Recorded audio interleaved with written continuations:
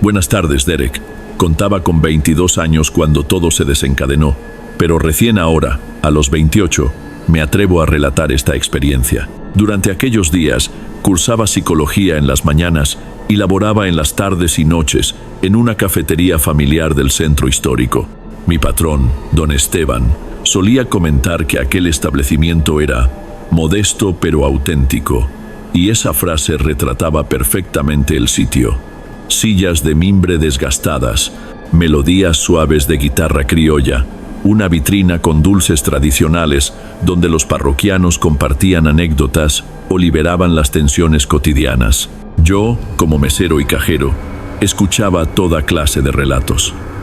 Quizás fuera esa mi conexión con las emociones ajenas y con lo sobrenatural lo que me volvió más vulnerable a los acontecimientos que estaban por manifestarse. En aquel tiempo, habitaba con mi abuela paterna y mi primo adolescente. Mi madre había partido cuando yo apenas tenía 16 años, de modo que los tres conformábamos un hogar sólido, aunque yo ya anhelaba independizarme. Y también estaba mi gato, Sombra, un felino negro gigantesco que rescaté siendo apenas una cría. Era el compañero más leal imaginable y acostumbraba a descansar conmigo, especialmente cuando regresaba exhausto del trabajo nocturno. Fue una madrugada de septiembre de 2021. El tiempo se difumina, pero aún puedo evocar hasta el aroma a café tostado que emanaba de la tostadora vecina. Había concluido mis labores más tarde de lo acostumbrado, porque habíamos tenido una celebración privada. Ya transcurrían las 2 de la madrugada. Como la cafetería se ubicaba en la plaza principal, a pocas calles de mi domicilio, no me inquietaba permanecer hasta altas horas, pues llegaba rápidamente. Mi patrón, don Esteban, constantemente me aconsejaba precaución, pero yo no percibía mayor riesgo en una caminata de 4 cuadras. Esa madrugada, no obstante, experimenté una inquietud inusual durante el trayecto. ¿Conocen esa sensación de ser observado desde las sombras, pero al voltear no distinguir nada? Un temblor atravesó mi columna vertebral.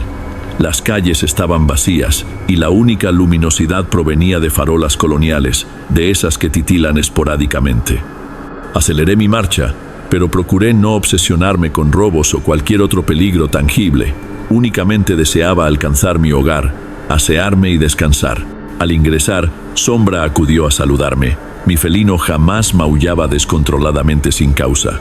Era un animal sereno, aunque imponente, pero esa madrugada permaneció contemplándome como si detectara algo distinto en el ambiente. Le dediqué atención, le acaricié el lomo y me dirigí directamente a la ducha. Posteriormente, me coloqué la ropa de dormir y me recosté, con Sombra acurrucado junto a mi almohada. Debían ser aproximadamente las 4 de la madrugada cuando desperté con su maullido. No era un maullido agudo, sino un ronroneo grave y persistente, como si alertara sobre algo. Entreabrí los párpados, desorientado, y observé que Sombra estaba erguido, contemplando fijamente la entrada de mi habitación, que solía mantener entreabierta. Le murmuré suavemente para tranquilizarlo, pero fue inútil. Avanzó algunos pasos hacia mí, me observó y luego volvió a ronronear hacia el corredor tenebroso. Me incorporé lentamente, con el pulso acelerado. Lo llamé por su nombre, pero Sombra se mantuvo alerta, olfateando el aire. Es complicado describir la sensación de que había alguien más presente. No se percibían pasos, ningún ruido distinto, solamente una especie de densidad en el ambiente. Miré hacia el corredor y no distinguí nada. Aún así, tomé mi teléfono para alumbrar el sendero. Sombra avanzó ligeramente, pero se negó a traspasar el umbral de la sala. Llegué a dar 3 pasos, pero entonces me detuve.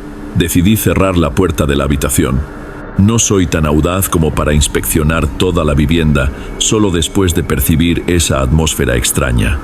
Consideré despertar a mi abuela y a mi primo, pero ambos madrugaban para sus actividades. Creí conveniente no crear alarma. Cerré la puerta e intenté dormir nuevamente, fingiendo internamente que podía ignorar lo que fuese que estuviera ocurriendo. Al amanecer, desperté fatigado. Me dirigí directamente a la universidad e intenté concentrarme en las clases, pero me sorprendí recordando la peculiar sensación de la madrugada anterior. Entre una cátedra y otra, pensé que posiblemente solo estaba agobiado o sugestionado. Llevaba descansando poco, Trabajaba hasta tarde, llegaba a casa después de medianoche. Deseaba convencerme de que no había motivo de preocupación. Cuando salí de la universidad y abordé el colectivo hacia la cafetería, noté que la plaza estaba animada. Era casi víspera de un feriado patrio y mucha gente transitaba por allí. Aún así, dentro de la cafetería, antes de la hora pico, el ambiente estaba apacible. Organicé las sillas, verifiqué el inventario, limpié algunas repisas. Para no permanecer en silencio absoluto, encendí la radio a volumen bajo, donde transmitían un programa de noticias regionales. Mientras sacudía el polvo de algunos rincones, escuché un ruido que me hizo detenerme abruptamente. Algo de vidrio quebrándose y rodando por el suelo. Pensé que era una de las tazas, pero no había nadie más que yo en la cafetería. Fui a la cocina y no hallé nada roto. Intenté descartar el pensamiento de que fuera una coincidencia con la madrugada anterior. El sonido era cristalino, como si fuera una copa rodando por las baldosas. Cuando volvió a suceder unos minutos después, me dirigí al fondo de la cafetería. Me detuve frente a una vitrina antigua que manteníamos cerrada. Nada fuera de lugar.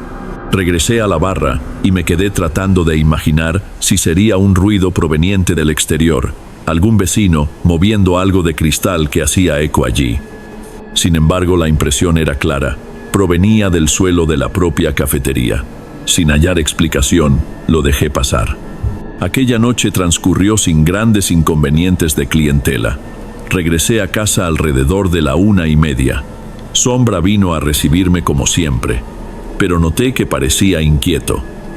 No ronroneó como de costumbre, solo se quedó observándome. Fui a mi habitación, me acosté y lo llamé para que durmiera a mi lado. Se subió a la cama, pero no se relajó. Pasó la noche moviéndose y en un momento determinado saltó al suelo para mirar fijamente la puerta otra vez, ronroneando en voz baja. Esta vez tuve un sobresalto. Aquello se estaba repitiendo, pero yo no lograba ver nada. Encendí la lámpara de noche y Sombra enfocó su mirada en la rendija de la puerta. Sentí un escalofrío recorrer mi cuerpo. Me quedé inmóvil, mirando fijamente ese espacio, y creí haber visto un movimiento sutil, como una sombra atravesando el corredor. Duró apenas un segundo, pero se me heló el estómago. Sombra emitió 2 maullidos más fuertes, pero permaneció donde estaba, como si temiera avanzar. Mi abuela y mi primo no despertaron, tal vez por estar en sueño profundo. Me maldije por no haber cerrado la puerta esa vez.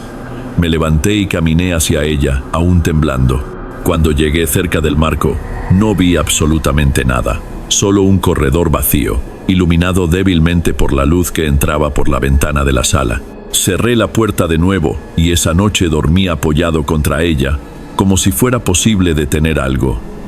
No soporté guardar aquello solo para mí. La tarde siguiente, después de terminar mis obligaciones en la universidad, llamé a mi primo Mateo para que me acompañara a la cafetería. No quería permanecer solo más tiempo del necesario. Mientras él se sentaba en una de las sillas cerca de la barra, le expliqué de la manera más racional que pude lo que estaba sucediendo.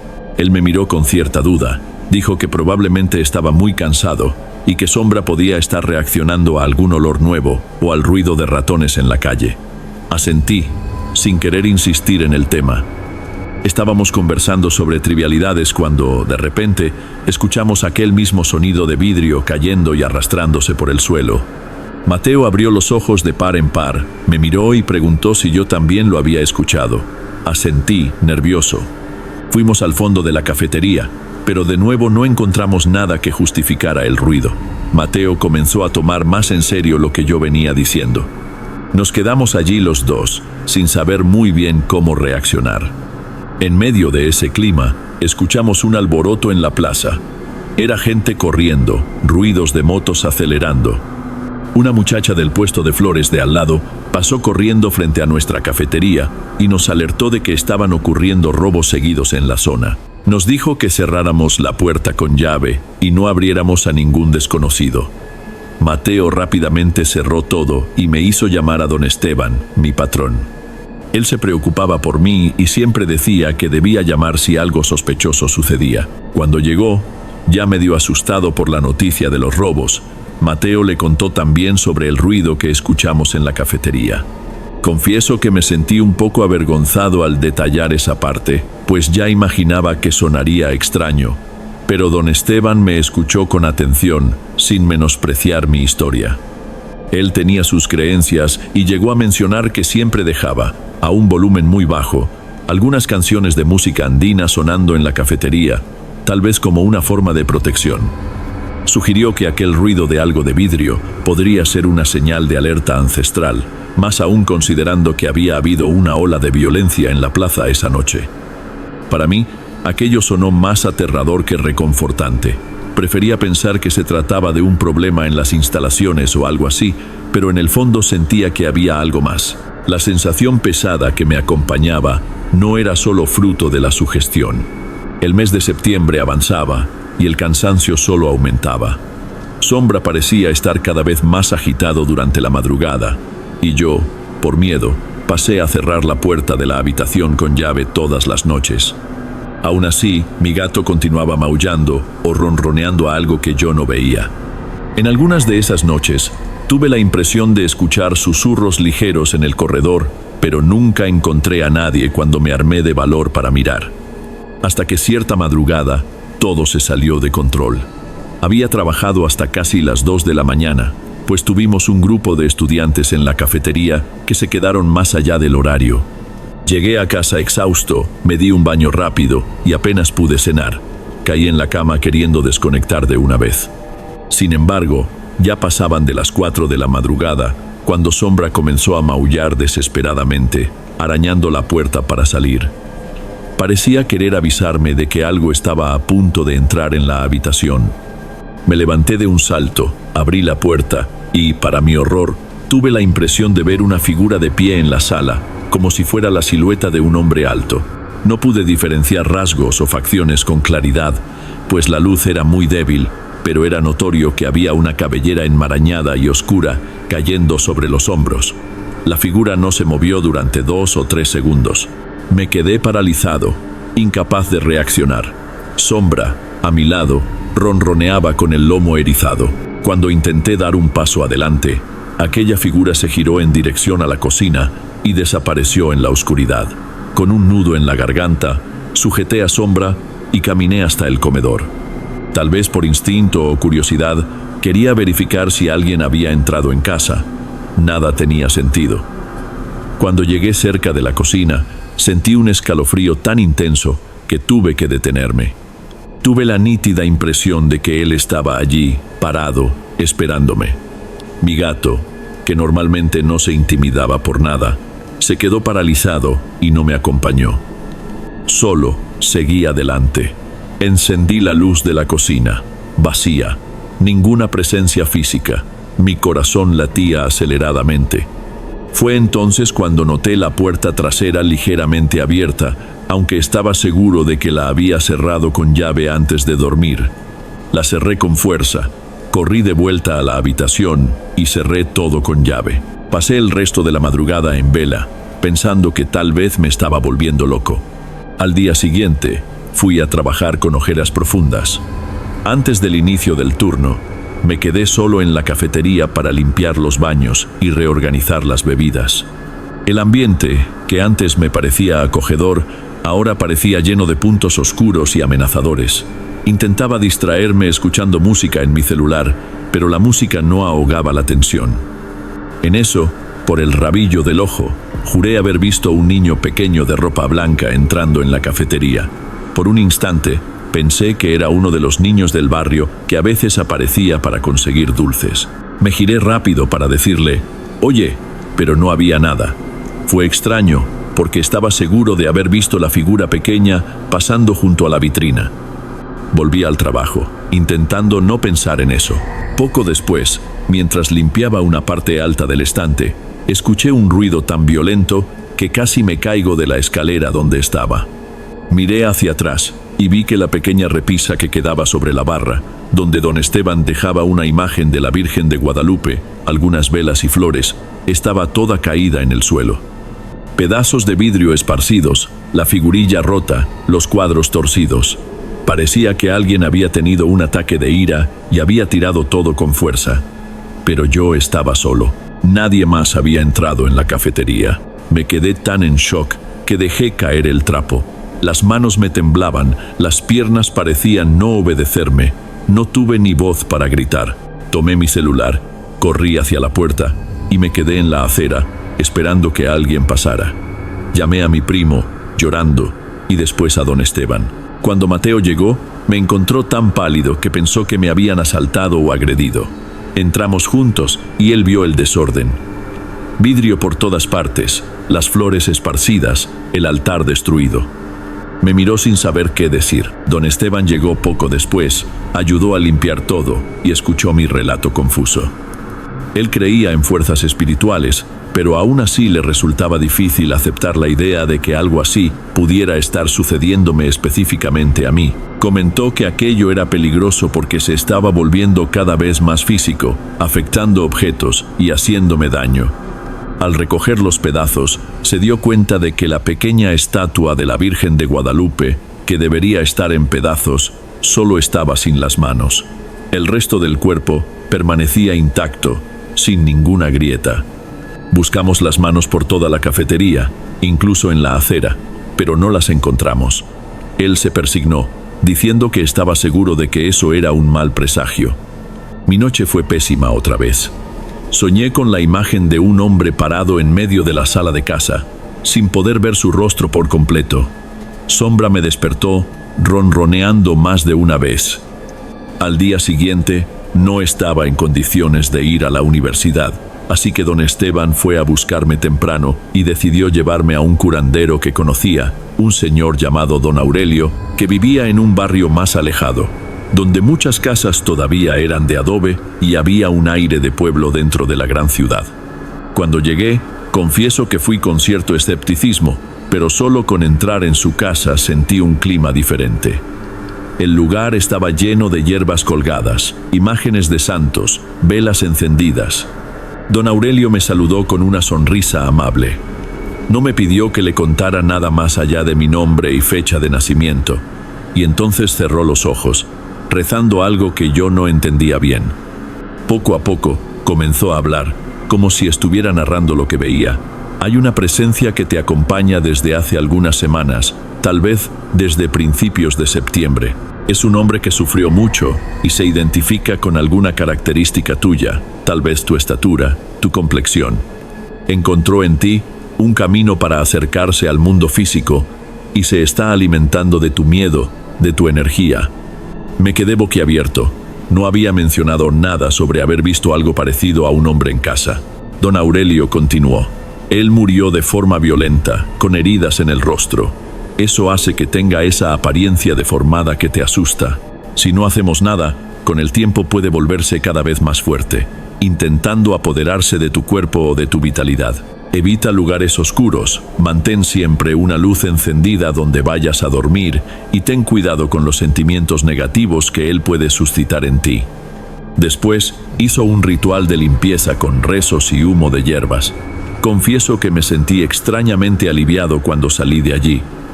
Don Aurelio me recomendó llevar un amuleto, una piedra de obsidiana, que debía ser regalada por alguien que me quisiera de verdad. No dejes que nadie toque esa piedra, además de ti y de la persona que te la va a dar, dijo. Ella será tu protección. Aquella tarde volví a la cafetería con don Esteban. Las cosas estaban más tranquilas, pero el clima de extrañeza persistía. Después de organizar la barra, noté algo que me heló. En la superficie de madera, donde los clientes apoyaban las manos, había unas iniciales arañadas. Eran claramente hechas de forma irregular, como si alguien hubiera usado un clavo o un objeto puntiagudo. Y no eran iniciales que yo reconociera de ningún cliente. Llamé a don Esteban y él se quedó boquiabierto. La barra era su tesoro, la encerraba siempre que podía y cuidaba que nadie escribiera nada en ella. Yo estaba seguro de que no estaba allí el día anterior. Viendo mi expresión de pavor, dijo que intentáramos mantener la calma. Ninguno de los dos podía explicar quién podría haber hecho aquello. Debo confesar, en ese momento quise dejar el trabajo. Ya no dormía bien. Mi productividad en la universidad estaba cayendo y mi salud mental se iba por el desagüe. Pero tampoco quería abandonar la cafetería, pues don Esteban siempre había sido muy bueno conmigo. Además, necesitaba el dinero. Opté por seguir las instrucciones de don Aurelio, esperando que las cosas mejoraran. Mateo, mi primo, me regaló una piedra de obsidiana que compró en un mercado artesanal. Llevé esa piedra conmigo a todas partes. Curiosamente, en algunas ocasiones parecía cambiar de textura, llegando a calentarse, casi quemando, como si estuviera absorbiendo algo negativo. A lo largo de los días siguientes no ocurrieron más grandes manifestaciones, sin caídas de objetos, sin ruidos de vidrio misteriosos. Sombra todavía tenía momentos de extrañeza, pero no llegó a despertarme de madrugada. Pasé a dejar siempre una luz encendida en el corredor, como don Aurelio había recomendado. Algunas semanas después, renuncié a la cafetería. Ya me sentía agradecido por todo, pero quería seguir adelante y buscar una práctica profesional en mi área. En marzo del año siguiente, nos mudamos a un departamento más pequeño, pero más iluminado y seguro. Con el tiempo, dejé de sentir aquella presencia. Sombra también volvió a ser el gato dócil y perezoso de siempre durante las noches. Hoy, a los 28 años, casado y esperando mi primer hijo, todavía llevo la piedra de obsidiana en el bolsillo. Ya no se calienta como antes. Prefiero creer que estoy protegido, pero de vez en cuando paso cerca de la antigua cafetería, siento un frío en la espalda. No sé si es solo el recuerdo de lo que viví o si hay algo en ese lugar que quedó sin respuesta. A veces me pregunto qué habría pasado si no hubiera buscado ayuda. ¿Acaso la tal presencia se habría apoderado de mí por completo? ¿Me habría vuelto loco? Hay quienes dicen que cada uno ve lo que quiere ver, pero mi experiencia me enseñó que hay cosas que están más allá de nuestra comprensión inmediata. Este episodio me marcó profundamente y hasta hoy me hace mirar ciertos rincones oscuros con un poco más de cuidado. Algunas historias uno las lleva para siempre y a pesar de todo, todavía no he encontrado una explicación que me convenza totalmente de que todo no fue más que estrés o imaginación.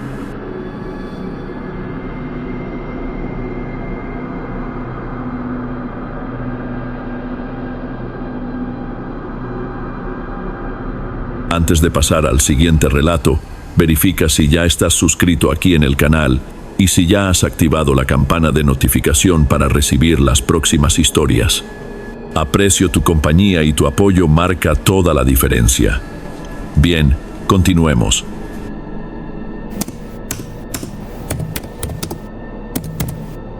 Buenas noches, Derek. Cuando esto que voy a relatar ocurrió, yo tenía 17 años. Vivíamos en las afueras de Puebla, en una hacienda colonial que heredamos cuando mi tatarabuela regresó del norte tras la Revolución. Éramos 6 hermanas en total, yo, la segunda más pequeña. Siempre mantuve una relación especial con Esperanza, que me llevaba 2 años. Tuvimos una niñez sencilla, correr entre los maizales, saltar la cuerda en el patio empedrado y susurrar secretos mientras imaginábamos escapar a la capital. Jamás pensé que una travesura aparentemente inofensiva pudiera desatar semejante maldición. Aquella tarde no había nadie más en la hacienda además de nosotras. Nuestros padres habían partido de viaje. Mi padre, Esteban, tenía que recoger herramientas agrícolas en Guadalajara, y mi madre, Soledad, se quedaría varios días cuidando a una prima que había dado a luz. Esperanza, siempre llena de ocurrencias, invitó a 2 compañeras de la escuela, Marisol y Beatriz. Llegaron cargando dulces de tamarindo y aguas frescas, como en cualquier reunión de muchachas. Fue entonces cuando Marisol extrajo de su rebozo un espejo antiguo, algo que había encontrado en el desván de su casa y que, según contaban los viejos, podía mostrar el futuro a quien se atreviera a preguntarle. Yo nunca había visto algo así de cerca. Recuerdo haberme sentido algo incrédula, pero también intrigada. El deseo de participar en el ritual fue más poderoso que cualquier prudencia que pudiéramos tener. Nos acomodamos todas alrededor de la mesa de roble en el comedor principal. La hacienda estaba en absoluto silencio, salvo por el péndulo del reloj colonial que contaba cada instante. Empezamos formulando preguntas ingenuas, como si fuéramos niñas buscando cualquier señal misteriosa que nos emocionara. ¿Encontraré el amor verdadero? ¿Tendré muchos hijos? ¿Saldré algún día de este pueblo? Durante un rato, nada sucedió. El espejo permanecía inmóvil, reflejando únicamente nuestros rostros expectantes. Yo ya me impacientaba y deseaba abandonar el juego. En ese momento, se escuchó un portazo violento en la cocina, como si alguien hubiera azotado la puerta principal con rabia. Aquella puerta era maciza, y para complicar más la situación, no corría ni una brisa. Un escalofrío me atravesó el cuerpo. ¿Lo sienten? Creo que algo ha despertado aquí, murmuró Esperanza con los ojos encendidos de fascinación. Yo, Marisol y Beatriz nos quedamos inmóviles, sin atrevernos a respirar. La fascinación, no obstante, fue más fuerte, y Esperanza decidió formular una pregunta que ahora comprendo que jamás debió hacerse. ¿A qué edad partiré de este mundo? El espejo comenzó a empañarse, formando lentamente dos números en el vaho, 2 y 7. Después de aquello, ninguna tuvo el coraje de seguir. Apartamos el espejo. Beatriz se tapó los ojos con las manos temblorosas, y Esperanza se quedó lívida, contemplando fijamente los dígitos que profetizaban la edad de su muerte. Parecía tan ridículo. Éramos jóvenes y llenas de vida, pero esa predicción se grabaría en nuestras almas para toda la eternidad. Decidimos esconder el espejo en un baúl y actuar como si nada hubiera acontecido. Varias semanas transcurrieron hasta que nos llegó la noticia del percance de mi padre en la autopista que conecta nuestra región con Querétaro. Había ido a comprar un tractor y repuestos para la cosecha. Narraron que su camioneta colisionó contra un tráiler y rodó hacia un precipicio poco hondo, pero lo bastante traicionero. Uno de los ocupantes era el padre de Beatriz, que se dedicaba al comercio de ganado. Lamentablemente, el señor no pudo superar las lesiones y falleció al instante. Mi padre logró sobrevivir por fortuna, sufrió múltiples contusiones y una fractura compleja en la mandíbula que le desplazó los dientes, de tal manera que durante semanas los doctores temieron por su vida. Tras aquello, la madre de Marisol cayó en la desesperanza. Su esposo, que manejaba un autobús de pasajeros, también experimentó un suceso inexplicable. Lo hallaron en el granero, colgando de una viga. No existían antecedentes de melancolía o conflictos familiares, por lo que nadie logró comprender qué lo condujo a ese destino. El clima en el pueblo se tornó opresivo, y la desgracia se convirtió en el murmullo constante de cada hogar. Nosotras, sin embargo, evitábamos mencionar el espejo maldito. Parecía que si lo nombrábamos, estaríamos sellando una confesión de culpabilidad o, algo peor, invocando nuevas calamidades. Los años transcurrieron y Esperanza guardaba el horror en su pecho. Cuando cumplió 26 años, esperaba su tercer hijo. Sus dos pequeños anteriores, gemelos de apenas 5 años, habían nacido sin complicaciones, pero esta vez, durante el embarazo, Esperanza se mostraba más quebradiza, más angustiada. Llegó a confesarme una madrugada: se acerca mi cumpleaños número 27. No logro apartar de mi mente aquella visión. Traté de calmarla, insistiendo en que todo había sido una fantasía adolescente, pero yo tampoco conseguía olvidarlo. Cuando llegó el momento del alumbramiento, Esperanza fue internada en el sanatorio del pueblo. Dio a luz a una niña perfectamente sana y inicialmente todo marchaba normal. Al siguiente día, no obstante, mostró una debilidad inexplicable. Los doctores optaron por administrarle una transfusión sanguínea.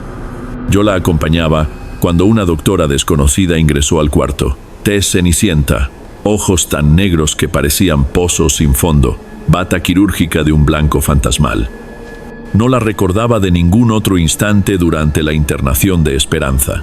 Me solicitó que me retirara, alegando que debía revisar los signos vitales. Acaté, aunque algo me perturbaba profundamente. Menos de una hora más tarde, Esperanza sufrió un colapso respiratorio. Lucharon por revivirla, pero fue inútil. El dictamen médico indicó una embolia pulmonar causada por un coágulo posparto, lo que habría generado una falla orgánica fulminante. La coincidencia me congeló la sangre.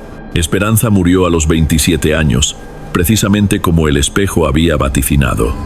Ese fue el golpe más devastador que recibió nuestra familia. El lamento fue generalizado durante el sepelio, pero en mi interior latía una sensación de terror absoluto. Al cabo, Todo parecía estar enlazado con el ritual que realizamos en aquellos días remotos. La atmósfera lúgubre persistió. Meses después, nuestro hermano adolescente, Cristóbal, pereció en un deslizamiento de tierra. Una tormenta torrencial desestabilizó el cerro mientras él pastoreaba las cabras en la ladera oriental. Y como si toda esa desventura fuera insuficiente, descubrí que las dos compañeras que habían participado en la ceremonia, Marisol y Beatriz, terminaron muriendo pocos años después, ambas víctimas de una extraña enfermedad de la sangre que las consumió lentamente. No encontré el valor para asistir a sus funerales. Cada memoria me encadenaba otra vez al pavor de que todo aquello fuera una clase de venganza, una condena que forjamos por entrometernos con fuerzas que escapaban a nuestro entendimiento. Ahora, contemplando el pasado, veo a mi padre restablecido pero marcado por las heridas del siniestro. Mis demás hermanas continuaron con sus existencias, cada una procesando la muerte de Esperanza según su temperamento. Mi madre pocas veces alude a estas tragedias.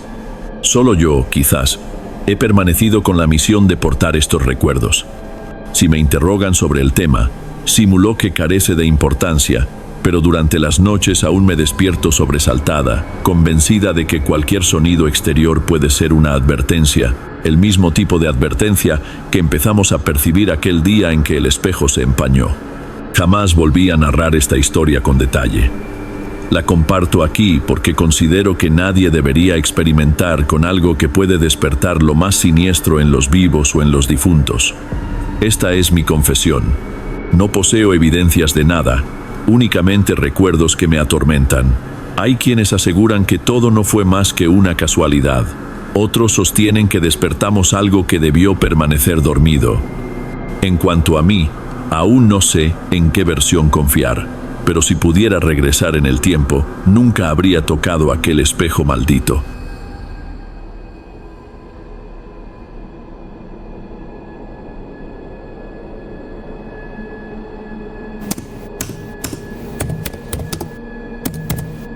Buenas noches, Derek. Mi nombre es Carmen Delgado, y durante mucho tiempo traté de enterrar esta historia. Ni siquiera mis familiares más cercanos conocen todos los detalles, quizás porque yo misma tardé en procesarlo, pero ahora comprendo que debo liberarme de esto. No es coraje, es más bien una necesidad urgente. Todo empezó cuando mi madre, Esperanza, decidió que necesitábamos un hogar más amplio y sereno. Ya no soportaba nuestro departamento asfixiante en Guadalajara, especialmente porque mi hermano Sebastián aún era pequeño y requería espacio para crecer y divertirse sin restricciones. Mi padre, Armando, jamás estuvo convencido de la idea. A él le agrada la comodidad urbana, tener servicios cercanos y no lidiar con un sitio medio apartado, pero terminó accediendo cuando imaginó el terreno donde podría cultivar chiles y jitomates. Fue así que, en un sábado cualquiera, fuimos a conocer una casona antigua en las afueras de Tlaquepaque, en Jalisco. Se ubicaba distante del pueblo, en una zona de ranchos con un sendero de tierra colorada hasta el portón. La fachada era completamente encalada, pero ya descolorida por las lluvias, y tenía una puerta principal de fierro forjado que gemía al abrirse. Cuando puse pie ahí por primera vez, experimenté una inquietud extraña, pero supuse que era simple nerviosismo por todo lo que estaba ocurriendo. La casona tenía 2 niveles, ventanales enormes con marcos coloniales y un piso de baldosas de barro que susurraba a cada pisada. El tejado era de viguería expuesta, dando la sensación de que había misterios ocultos allá arriba, en el altillo. Aún así, mi madre quedó prendada inmediatamente. Los aposentos eran espaciosos, la cocina tenía un fogón de adobe y existía un traspatio que colindaba con un pequeño huerto de limones. Sebastián salió disparado por los corredores, emocionado con la posibilidad de tener una recámara propia. Mi padre seguía dudando, pero aceptó adquirir la propiedad cuando vio el precio. En aquella época un monto que hasta me pareció demasiado económico. La mudanza sucedió al terminar la temporada seca, cuando la región acostumbra estar polvorienta y medio rojiza. En la primera semana, estuvimos todos ocupados, sacudiendo el polvo de los muebles abandonados por los anteriores propietarios. Incluso fue entretenido al principio. Mi madre preparaba chocolate en la cocina grande, mi padre intentaba reparar los postigos trabados y Sebastián inspeccionaba todo. Yo, en cambio, percibía un ambiente denso en el aire, medio helado, pero creí que era producto de mi imaginación, una inseguridad absurda. Pero en la tercera noche, aconteció la primera situación que me erizó la piel. Estaba en mi dormitorio, con el balcón entreabierto, tratando de conseguir señal del teléfono para platicar con una prima, cuando escuché un estruendo en el tejado, como pisadas pesadas sobre las tejas. Avisé a mi padre, que tomó una lámpara y subió al altillo por una escalerilla angosta en el corredor del piso superior. Después de varios minutos, descendió diciendo: «Debe ser algún tlacuache o una rata grande. Pueden haberse refugiado ahí». Yo no detectaba aroma a animal ni nada, pero tampoco tenía una explicación mejor. Lo dejé pasar. Pero esa misma madrugada desperté sobresaltada, con el pulso acelerado, jurando que alguien deambulaba fuera de mi cuarto. Las baldosas crujían, paso a paso, hasta detenerse frente a la puerta. Contuve el aliento, esperando oír la voz de mi madre o de mi padre, pero no ocurrió nada. Solo aquel silencio, como si alguien estuviera plantado allí, escuchándome respirar. Comencé a transpirar y no tuve el coraje de abrir la puerta para verificar. Con el transcurso de los días, otros sucesos menores pero inquietantes empezaron a ocurrir. Una cazuela aparecía fuera de la alacena, sin que nadie la hubiera tocado. Un jarro se fracturaba en el fregadero y nadie recordaba haberlo utilizado. Una tarde, mi madre descubrió que algunos trastes en el escurridor estaban manchados de lodo, como si los hubieran dejado en el patio, pero nadie tenía idea de cómo había pasado eso. Ni yo ni Sebastián, mucho menos mis padres. Y era imposible de ignorar. En la estancia había una mesita rinconera donde mi madre colocaba un florero de talavera. Prácticamente todos los días encontrábamos ese florero orientado hacia otro lado, como si alguien lo girara 90 grados. Era un detalle insignificante, pero que me provocaba escalofríos. Intenté comentárselo a mi padre, pero él seguía creyendo que era solo descuido nuestro o ruido normal de una casa centenaria. «Están exagerando», repetía, sin perder su actitud escéptica. «La casona es antigua, hace ruido, aún no nos habituamos». Lo que más me perturbaba era la impresión de estar siendo observada. A veces experimentaba un frío súbito en el corredor del piso superior, cerca del ventanal que daba al traspatio.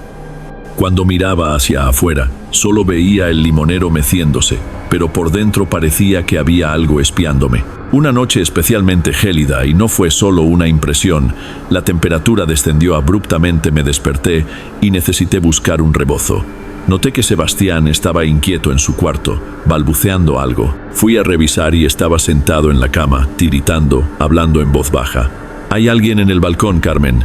Intenté tranquilizarlo, diciendo que era solo una pesadilla, pero cuando eché un vistazo al ventanal, sentí una perturbación. La cortina estaba medio descorrida y juré haber visto alguna silueta afuera. Tal vez era solo el árbol moviéndose, pero mi corazón se disparó.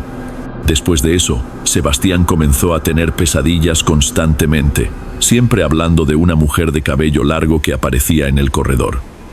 Mi madre no le prestaba mucha atención, pensaba que era fantasía infantil, pero yo, que también escuchaba ruidos y estaba intranquila, comencé a sospechar que había algo más que imaginaciones. Intenté concentrarme en los estudios y me aislé cada vez más en mi cuarto. Cierto día, mientras mi padre podaba los matorrales en el traspatio, escuché un gran estruendo en el lavadero. Corrí hacia allá y encontré un balde volcado, y al lado una huella de lodo muy grande, más grande que el pie de cualquiera de nosotros. Parecía de alguien descalzo. Me quedé contemplando aquello sin reaccionar. Cuando mi padre llegó, dijo que podría ser una marca antigua dejada por algún peón o algo así. Pero limpiamos todo antes. ¿Cómo aparece esto ahora?, pregunté. Él ni siquiera quiso continuar la conversación, probablemente para no admitir que había algo raro allí. Pensé en tomar una fotografía, pero cuando regresé con el teléfono, la marca ya era menos visible, como si se estuviera secando rápidamente. Aquello se quedó en mi mente todo el día. En esa época, Investigué sobre la región en internet para ver si la casona tenía algún historial. Descubrí que, décadas atrás, una mujer había fallecido en un rancho cercano durante la Revolución, y el caso nunca se esclareció completamente. La milicia investigó todo durante meses, pero no había muchos datos. Le mencioné esto a mi madre, que rodó los ojos. Solo quieres asustarte, Carmen. Ponte a estudiar y deja de imaginar cosas. Sentía que podría ser relevante, pero no tenía certeza de que esa historia tuviera relación con nuestra casona. Aún así, me mantuve más vigilante ante cualquier ruido, cualquier sombra en el patio, cualquier rincón oscuro de los corredores. Incluso ir a buscar agua a la cocina por la noche se convirtió en una odisea. Sebastián ya no quería dormir con la luz apagada, y cuando le preguntaba por qué, solo decía: con la luz prendida, ella se ve más borrosa, pero todavía está aquí. Una noche, apareció un aroma muy extraño en la cocina, mezcla de humedad y tierra mojada, que se extendió por toda la casona. Mi madre abrió todos los ventanales, pero el aroma no se disipaba. Mis ojos comenzaron a arder, y Sebastián tuvo un ataque de tos. Mi padre pensó que podría ser algún problema de cañerías o del pozo negro, pero no encontramos nada. Simplemente, el aroma persistió por unos 15 minutos y desapareció de la nada. Mientras aún estaba intenso, intenté grabar el ambiente con el teléfono para ver si captaba algún sonido. Al reproducirlo, noté un murmullo tenue, casi un suspiro.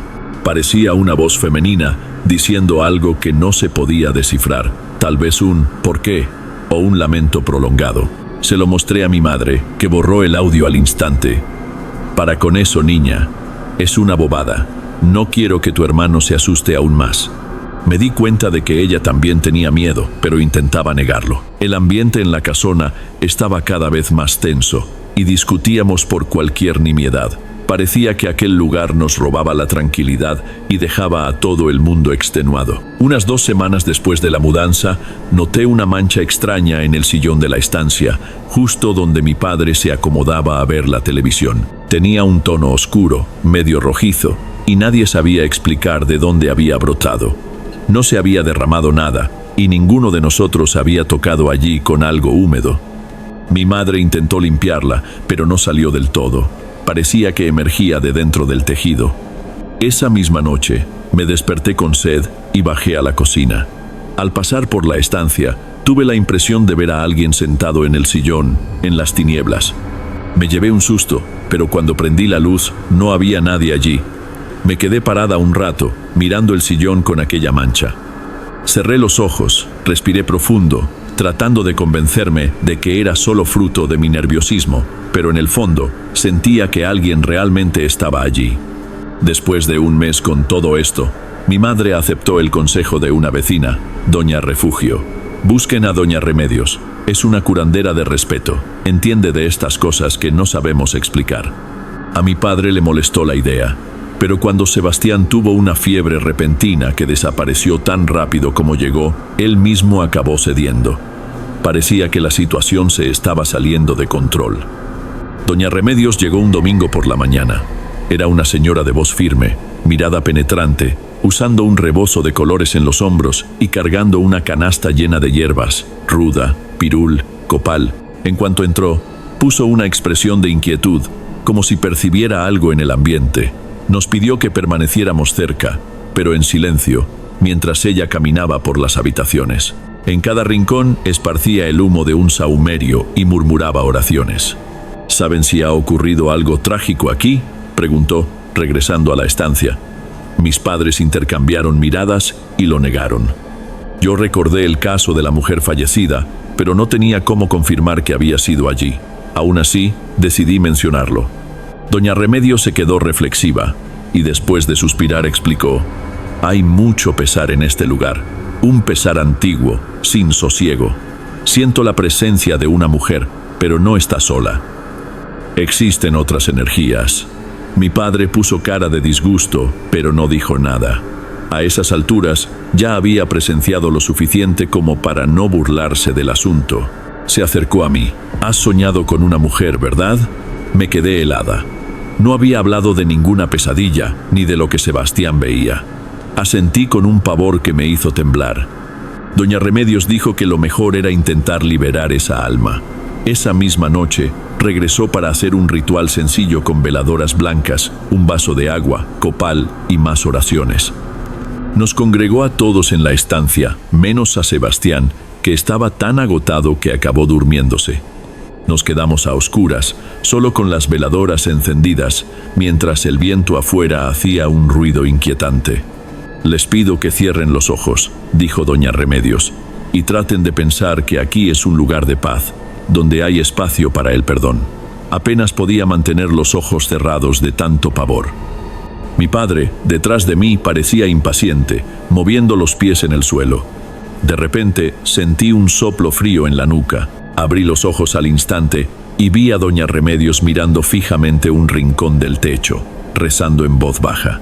El aire parecía más denso y las llamas de las veladoras se balanceaban a un ritmo que me dio escalofríos. Al final, no sucedió nada absurdo, solo un ambiente muy helado, unos crujidos en el suelo y después, silencio. Doña Remedios dijo que debíamos mantener la casona limpia, quemar copal y rezar por el alma que no encontraba descanso. Afirmó también que era bueno evitar pleitos y desesperaciones, porque esas energías se alimentan de nuestro abatimiento. Por algunos días, la casona pareció más apacible. Sebastián dejó de tener pesadillas constantes y el ambiente se sintió menos cargado. Pero un fin de semana, todo se descontroló de nuevo. Cayó una tormenta brutal, derribando ramas y dejando el sendero de tierra casi intransitable. Nos quedamos sin luz por un tiempo y mi padre tuvo que encender veladoras para que pudiéramos ver en la oscuridad. Los ruidos se volvieron aún más aterradores.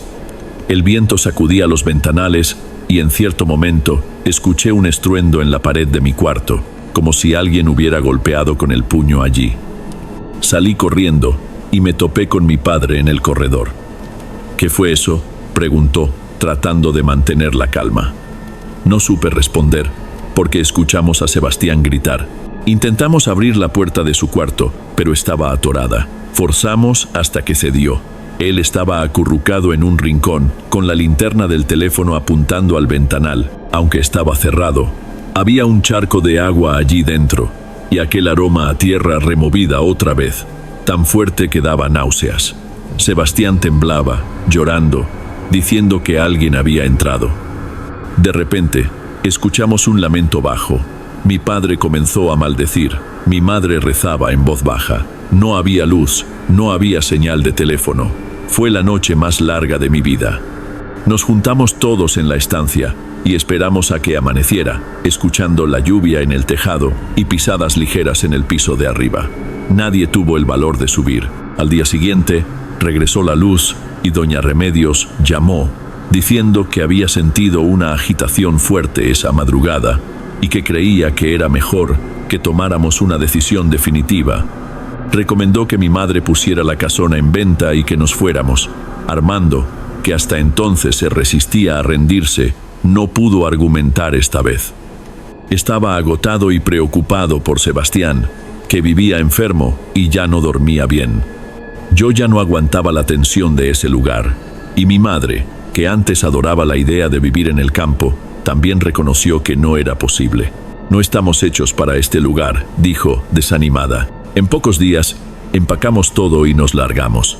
La casona quedó atrás, con sus ruidos extraños, sus manchas inexplicables y aquel aroma a tierra que me persigue hasta hoy cuando llueve. Regresamos a Guadalajara, a un departamento pequeño pero rodeado de gente y del ruido de los camiones en la calle, lo que de alguna forma me reconforta. No sé qué existía realmente en esa casona. Pudo haber sido el espíritu de una mujer perdida o algo más pesado que se alimentaba de nuestro miedo. Tal vez la tragedia antigua de allí, cerca, todavía resuene en esas paredes.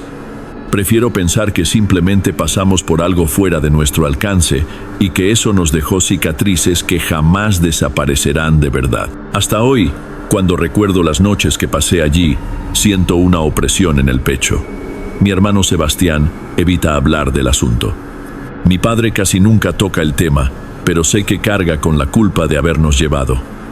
Mi madre habla como si solo fuera una pesadilla que pasó, pero nunca más volvió a hablar de mudarse a un lugar apartado.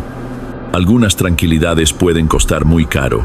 Cuando me preguntan si creo en apariciones, no doy una respuesta directa. Solo digo que hay cosas que escapan a lo que entendemos y que a veces es mejor dejar ciertas casas e historias de lado para no ser perseguidos por ellas para siempre.